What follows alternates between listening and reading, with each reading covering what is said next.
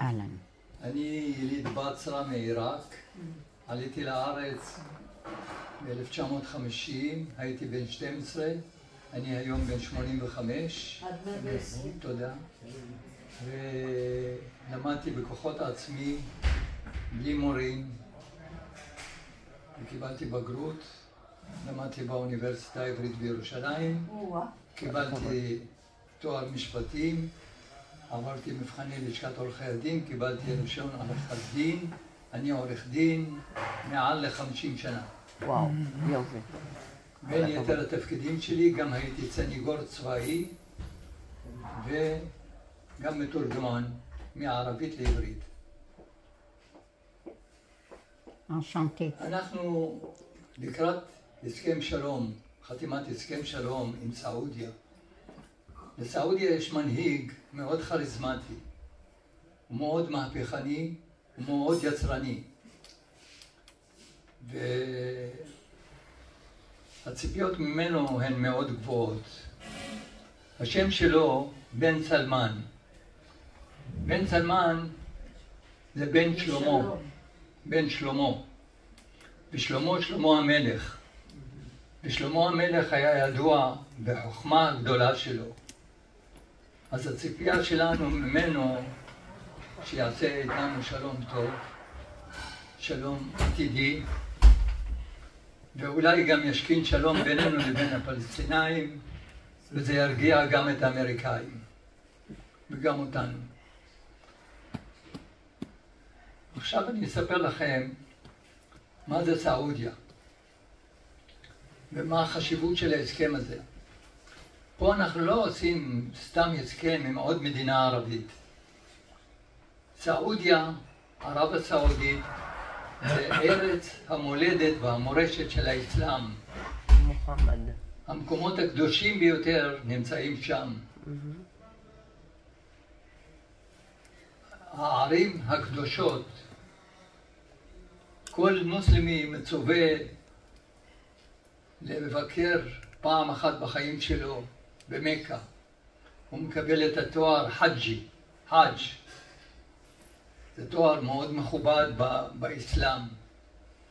כלומר, יש כאן לא רק שלום בין מדינת ישראל גם בין עצמם. למדינת סעודיה, יש גם מין שלום כזה בין העם הישראלי לבין האסלאם כולו. כי סעודיה היא מסמנת את הדגל של האסלאם, וזה חשיבות ההסכם הזה. יש בו כמובן כמה מכשולים, ואני מקווה שנתגבר עליהם. מה הנקודה החשובה ביותר והמגע הראשוני ביותר בין היהודים לבין האסלאם? זה התחיל בתקופה של מוחמד, במאה השביעית לספירה. הרבה ספרים נכתבו, הרבה שירים נכתבו על התקופה הזו, על מפגשו עם היהודים של מוחמד והצבא שלו.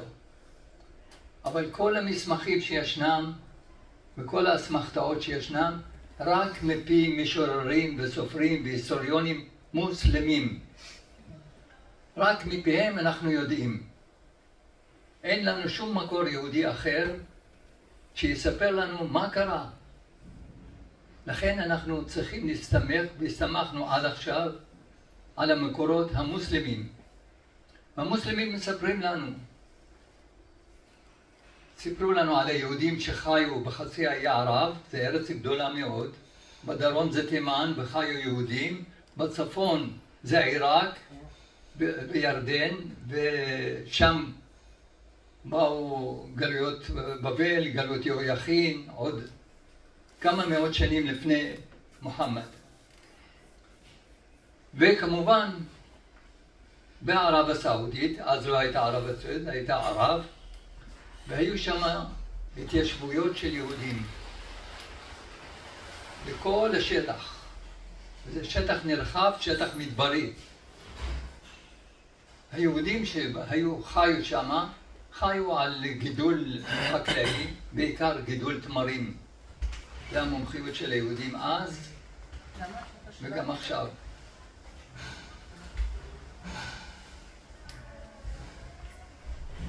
גידלו תמרים, והייתה עיר אחת שקוראים לה היום מדינה. והעיר הזו, האוכלוסייה שלה, כמחצית האוכלוסייה שלה, היו שבטים יהודים. לפחות 7 שבטים מבני הכהנים. לא סתם יהודים, מבני הכהנים.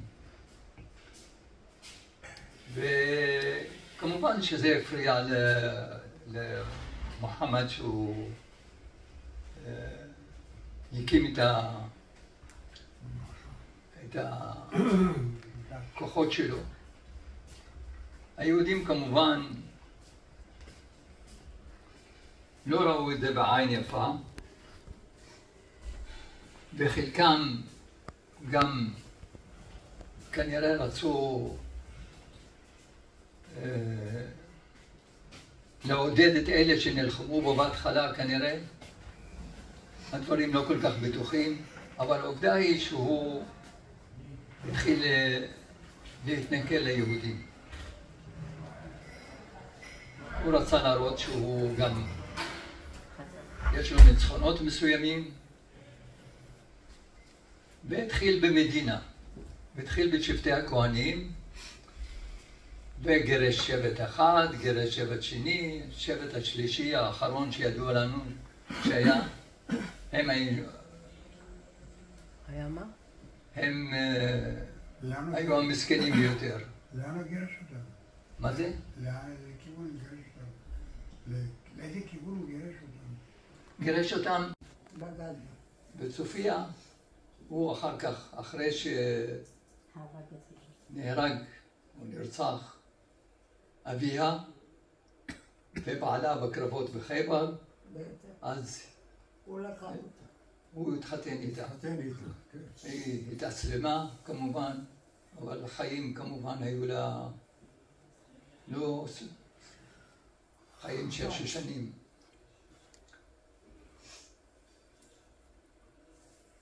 היו קרבות מרים, חבל ארץ חייבר, זה היה שם כמה מצודות.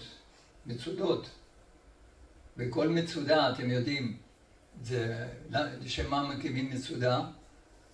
מסביב לכל מצודה יש כל מיני כפרים ויישובים. ובעת מצור ובעת מלחמה, כל התושבים מהסביבה וכל הכפרים וכולם באים למצודה עצמה. ושם אפשר להגן עליהם. והיו כמה מצודות כאלה, והן מקושרות בתעלות, תת-קרקעיות, וקרבות מאוד מרים, ושעבד כבש אותם, כוחות האסלאם כמובן, כבשו אותם, וחלק שעבדו אותם, ונשים מכרו אותם לעבדים, שפחות, כל זה לפי הכתובים והמסמכים המוסלמים. אני ידעתי את זה. מתוך זה שאני כתבתי 2 ספרים בזמנו, אחד הבריכה מבצרה והשני זה מורשתנו לאן, אני ידעתי שכל המקורות היו רק מוסלמים. שום מקור לא יהודי. אני במסגרת הכתיבה שלי והלימוד והמחקר,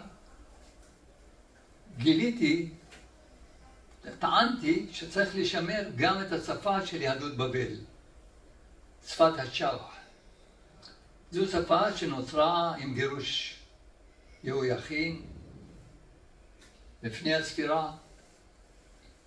הוא גירש, כבש את יהודה והגלה לפחות 10,000 איש יהודים מארץ ישראל לבבל. פתח להם שם מושבה על יד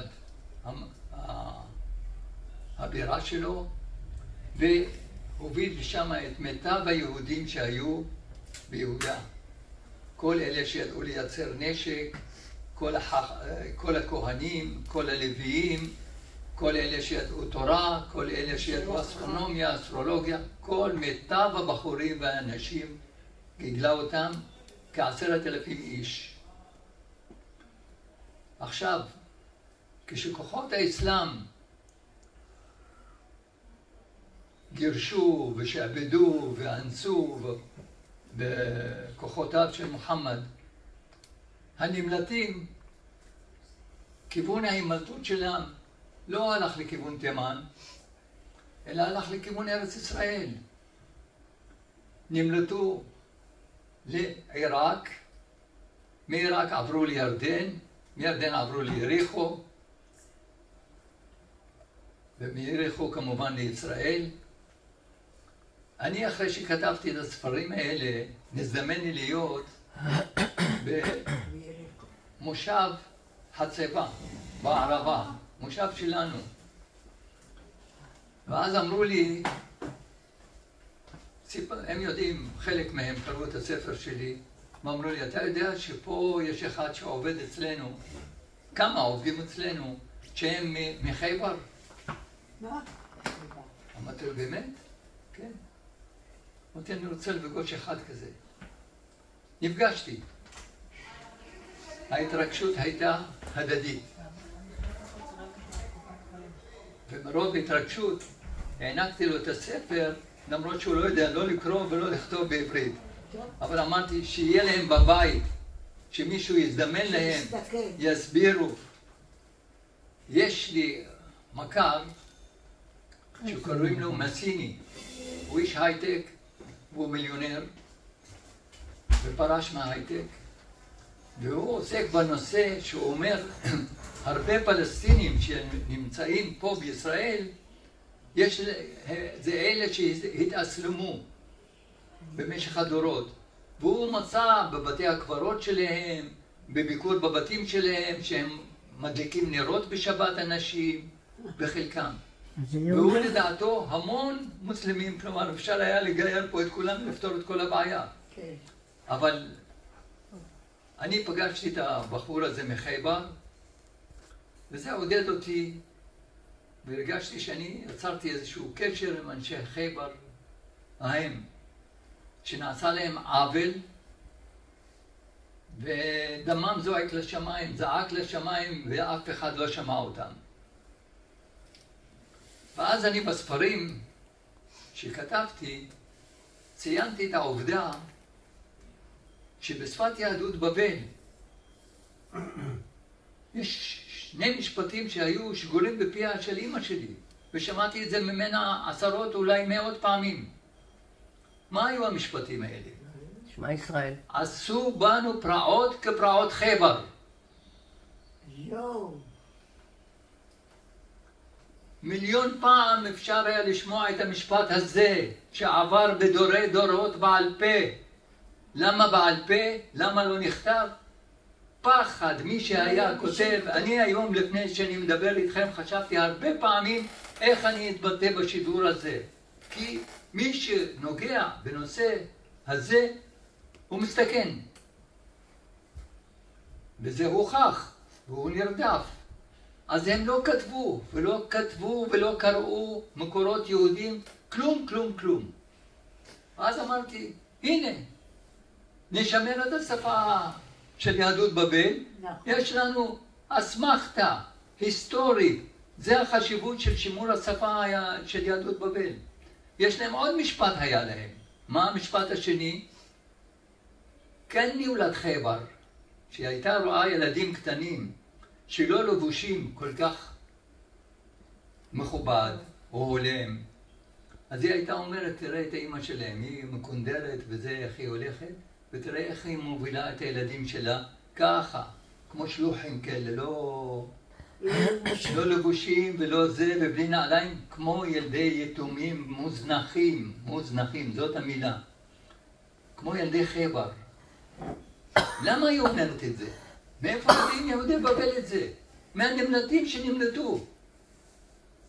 אני רואה תמונה של אבא שלי עם סבא שלי, עם חבר שלהם, בטיול בעיראק. איפה? בבאב-אל-זביר. אמרתי, מה זה בבאב-אל-זביר? מי זה הסבר הזה? מי זה הסבר הזה? הסבר הזה מתברר, מכל מה שאני קראתי, הסבר העתיק ביותר, זה הסבר שהמפורסם ביותר. כשבאו להוציא להורג את כל אלה של השבט השלישי, קראו להם קורטה. שוב, קורטה. השם זה בעייתי, כי זה שמות של יהודים שחיו בין ערבים. אז לא רצו להתבלט. לא כמו היום, שמים את הציצית והטלית ומטיילים ברחובות. לא. התימנים גם כן הלכו עם פאות. היה להם את העוז והאומץ, אולי היה משטר יותר טוב. אז אני שומע את המשפטים האלה, ואני העליתי את זה בספר, וכתבתי את חשיבות שימור השפה של יהדות בבל, שימור שני המקורות האלה. אני מצויד בכל הדברים האלה, בכל המידע הזה. ואז אני נכנס ליוטיוב, ואני שומע הרצאה של פרופסור משה שרון. אני צופה בהרצאה. כל אחד מכם יכול לצפות בהרצאה הזו על תקופת מוחמד והיהודים. הרצאה מרתקת. פרופסור משה שרון זה מזרחן מאוד מפורסם, מאוד מוכר, מילא הרבה תפקידים מכובדים. היה בנציגות במשלחת של מנחם בגין אצל סאדאת להסכמי השלום. הוא יודע מה שהוא מדבר. הוא בקיא בכל אבל אני שומע את ההרצאה שלו, ואז הוא מעלה נקודה חשובה. חשובה מאוד. והוא אומר, לא היו יהודים בכלל. ומוחמד לא נפגש עם יהודים. אולי הם אמרו לו שהם יהודים. היו, אבל לא אמרו. אולי אמרו לו שהם יהודים. לא היה יהודים. והוא מביא 3 אסמכתאות. הוא אומר, השמות שלהם לא שמות של יהודים. מה זה זבר, מה זה כעב, מה זה זה. הוא אומר, אסמכתה שנייה, אין לנו שום מקור יהודי על האסון הזה שקרה ועל מה שהערבים מספרים, על חייבר, וכל יהודי חייבר, וכל יהודי חצי הערב. אין לנו שום אסמכתה. והוא עושה כזה דבר. משהו קטן, הוא אומר. כלום אין לנו. אז גם השמות, לא שמות, גם אסמכתה אין, והוא מביא ככתב עברי, יהודי, שנכתב 100 שנים קודם.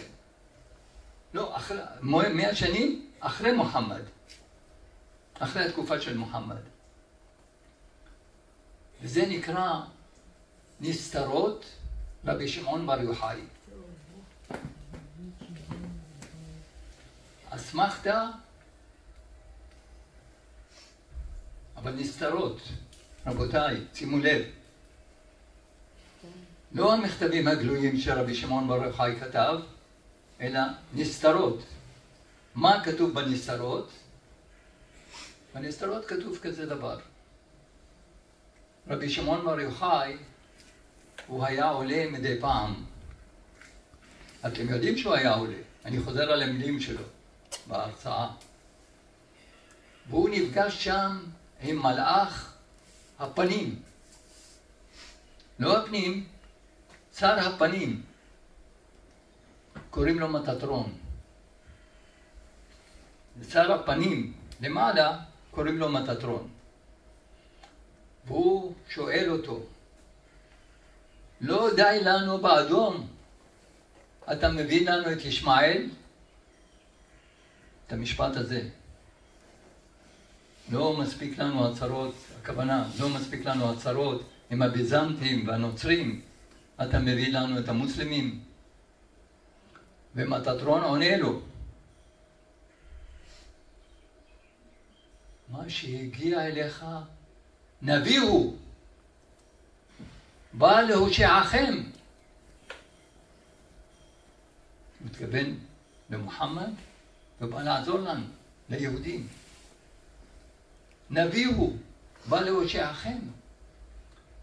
ואז רבי שמעון בר יוחאי עונה לו, אומר לו, מאין לי שהוא מושיע לנו? הרי אנחנו יודעים שהמושיע צריך לבוא על החמור, ופתאום שלח לנו מהשמיים. רוכב על גמל? התחיל ויכוח ביניהם. אין טעם שאני אמשיך בוויכוח הזה. עד כאן מנסתרות ברור. זאת אומרת, הוא הביא 3 אסמכתאות. השמות לא שמות עבריים. מקורות יהודים אין. ויש לו רבי שמעון בר יוחאי, אבל זה לא רבי שמעון בר יוחאי, זה נסתרות של רבי שמעון בר יוחאי. אני מצויד בידע שלי. ראית, שמעתי את ההרצאה שלו, שלחתי לו מכתב. אדוני, שמות, לא שמות עבריים? אני בעיראק, השם שלי לא אשר. קראו לי לורנס. לורנס. לאח שלי, השני, אמא שלי קראה לו וולטר. לאבא שלי, סלים. לדוד שלי, עבדאללה. היינו ילדים קטנים. אבא שלי לקח אותנו למקום העבודה שלו במשרד, בנמל בבצרה. שם היו אנגלים, נוצרים, יהודים, עבדו שם. ואז אנחנו מתרוצצים, אני ואחי הגדול, ואבא שלי זה, וולטר בוא הנה, ולורנס בוא הנה. עבר היום למחרת בבוקר, באו אליו הנוצרים ואמרו לו, הבן שלך וולטר? וולטר כנראה היה איזה כופר בנצרות או משהו כזה. אבא שלי אמר בהסתבר. השני, המוסלמים אמרו לו, הבן שלך לורנס? לורנס זה איש ערב, זה היה מרגל אנגלי וזה בגד בנו. אבא שלי מהר למחרת הלך, שינה את זה. לי קרא סעיד, לאחי הגדול קרא סבח. ערבים לגמרי. אז אני אומר לו, בדוד שלי עבדאללה, פה קרא לעצמו עובדיה. אז אנחנו לא יהודים? בגלל שהשמות שלנו שמות בערבית? אחר כך אני אומר לו, אתה אסמכתאות? אין? הנה, אם היית קורא את הספרים שלי ושלחתי לו, היית רואה שהיהודים העבירו את המסר בעל פה דורי דורות במשך 1500 שנה בצורת חרוזים ובצורת משלים. והנימוק השלישי, שאתה מביא לי אסמכתה של רבי שמעון בר יוחאי, אבל נסתרות. אתה מאמין באגדה שהיא דמיונית.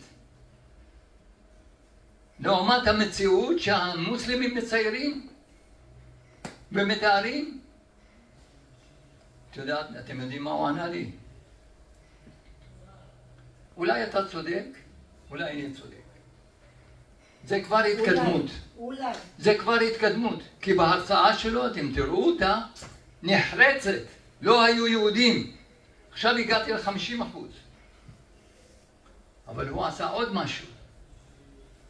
הוא הביא לי ציטוט של משורר מוסלמי שאומר כך, אנחנו המוסלמים, אנחנו האסלאם, אולי אנחנו מגזימים פה, מגזימים שם, מקצרים פה, מעריכים שם, אבל אנחנו המוסלמים לעולם לא משקרים. זה האסמכתה השלישית שהוא מביא. והוא תומך בה, ותומך במה שאני אומר. כאילו. אני נשארתי כזה דבר.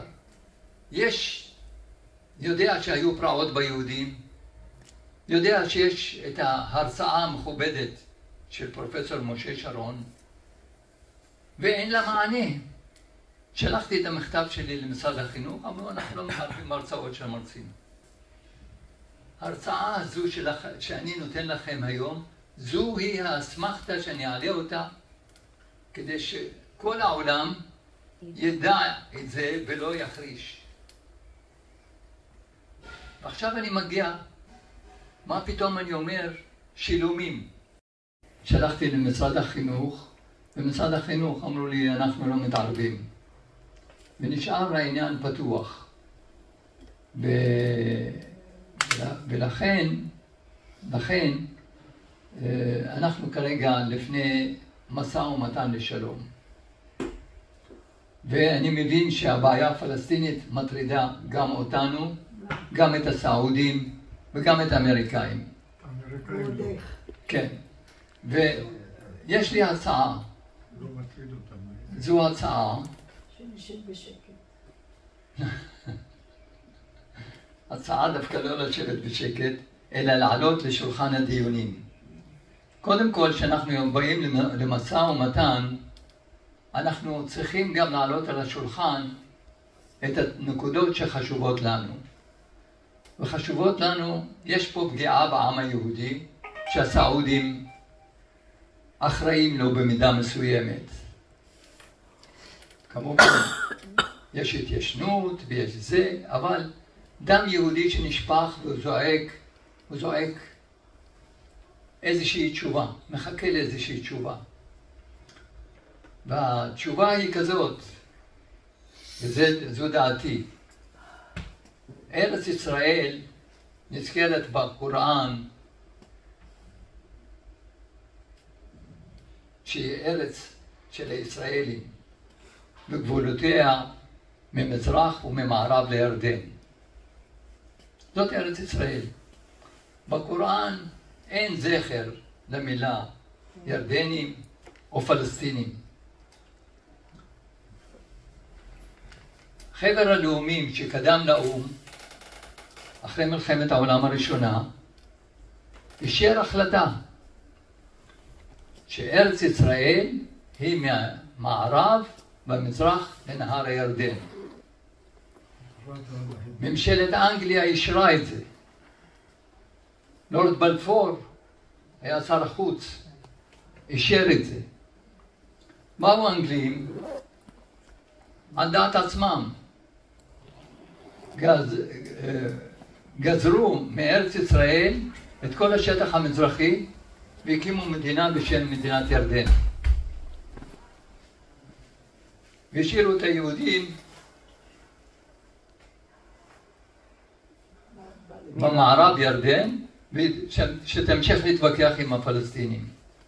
ירדן עצמה נתנה אזרחות ירדנית אחרי מלחמת השחרור לכל התושבים ביהודה ושומרון,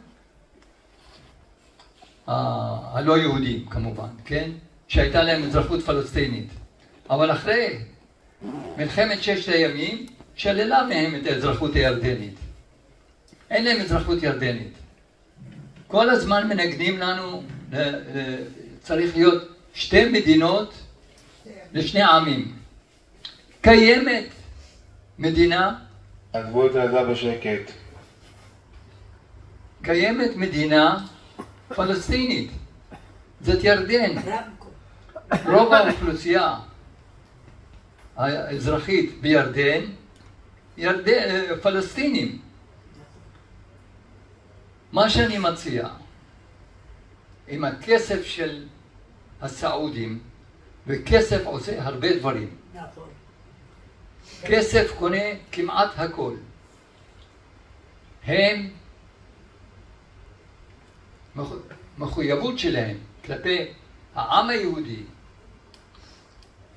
לתרום למדינת ירדן כסף כזה שיהפוך את ירדן לגן העדן של המזרח התיכון.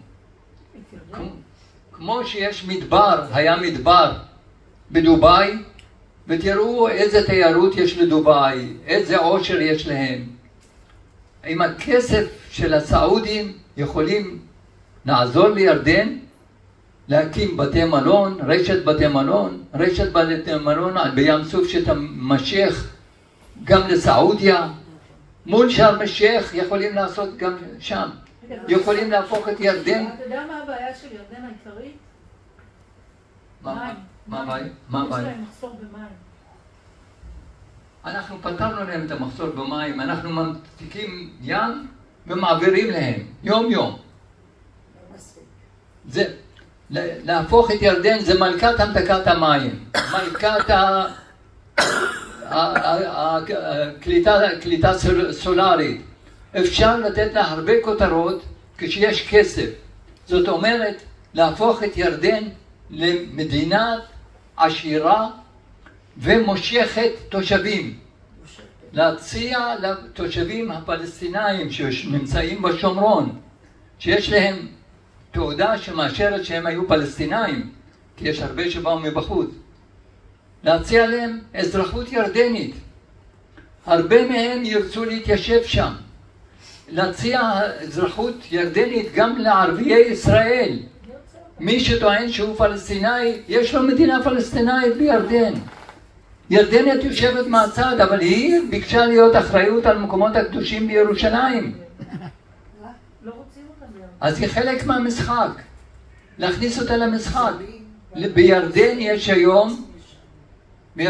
היום קרוב ל2 מיליון סורים שנמלטו מסוריה. להחזיר אותם לסוריה, וארצות הברית התפקיד שלה לתת להם הגנה אווירית, קו ביטחון, כמו שארצות הברית נתנה קו ביטחון לכורדים בעיראק. מי שחוצה אותו, אז אף אחד לא יבוא ויפציץ אותם כמו שהיה.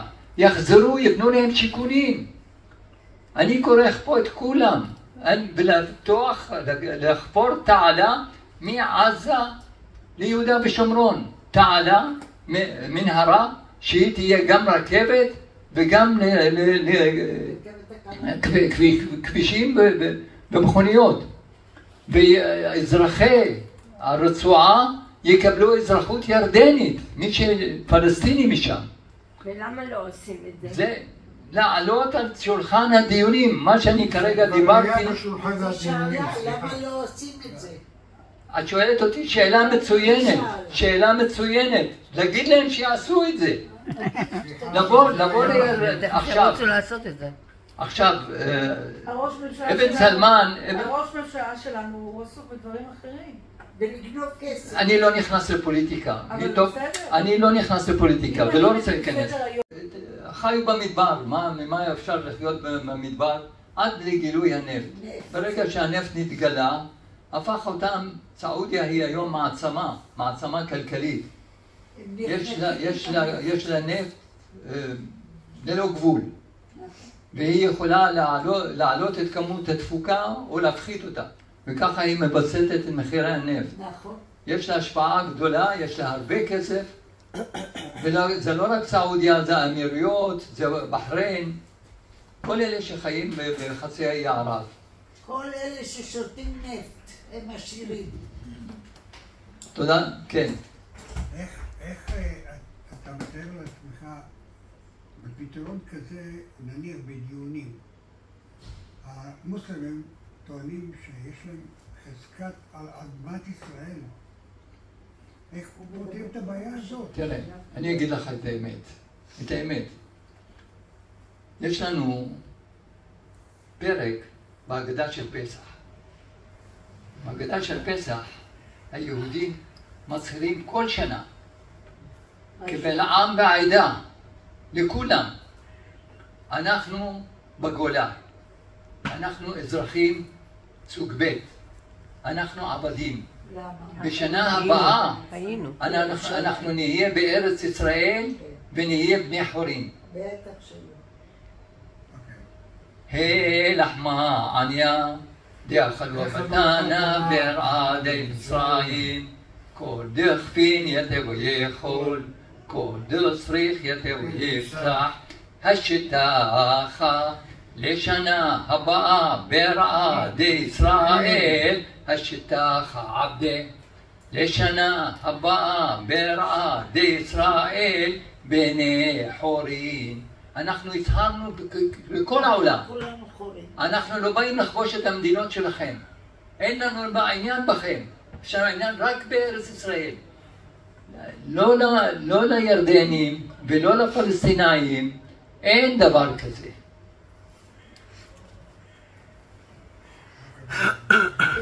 יהודה הלוי בספרד בשנת 1400 ומשהו. הוא שואל, ציון הלא תשאלי את שלום אסירייך, מי שם הוא מתעניין בציון? אין אצל המוסלמים דבר כזה.